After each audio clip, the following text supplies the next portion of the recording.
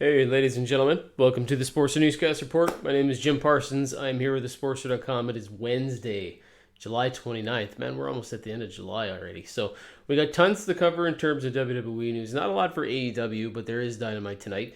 But we got tons in WWE, especially coming off a very interesting Raw and headed towards SummerSlam. So we're going to get to that one right away. First things first, Randy Orton has challenged and Drew McIntyre has accepted the challenge for SummerSlam, so that's going to be one of the main events, if not the main event of the pay-per-view.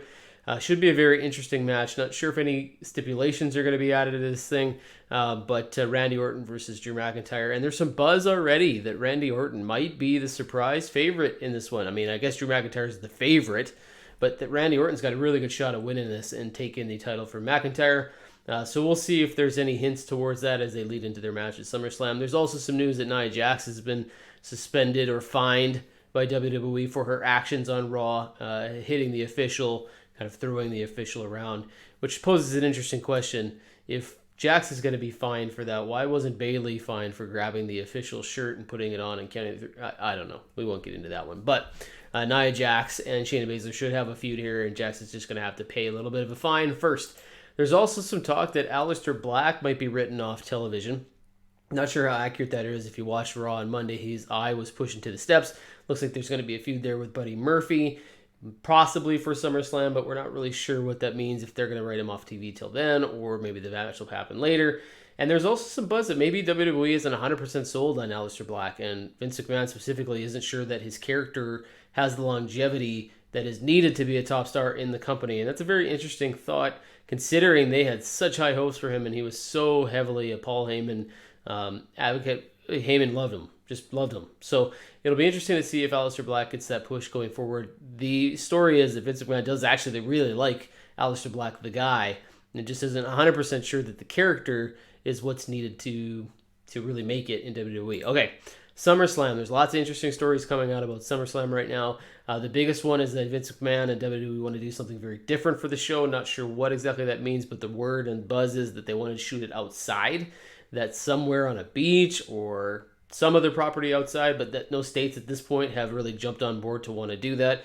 But they're looking to do something wacky. It's 3 weeks away-ish, like not very far. So SummerSlam is pretty much right around the corner. They got to get this figured out right away. If they can't get a location outside or do something different, I wonder how many matches will be done in different places like outside and stuff like that. So we'll have to see if the theme for SummerSlam is warm, hot weather, and if they do things outside. Who really knows? Okay, my question for you today in the Newscast Report is this. There's been some buzz and talk maybe that Bray Wyatt's the Fiend character could get turned babyface at some point. Here now he's a heel. He's supposed to be the scariest heel in the company, but he's so popular and everybody seems to like him so much that at some point, especially if there were fans in the building right now, they'd be cheering for The Fiend. So WWE sees that potentially The Fiend has babyface long-term ability.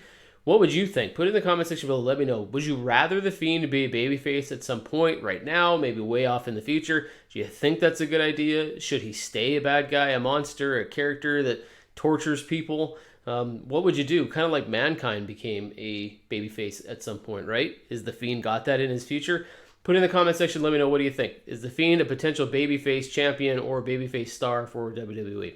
All right, guys, that's going to do it for today. Don't forget to check out thesportster.com and all the articles there, the Facebook page. We did Talking Raw last night, and that one's up there live right now. You can check that out, too. And we look forward to talking to you on Friday, and then, of course, next Monday for Talking Raw. Have a good rest of your week, guys.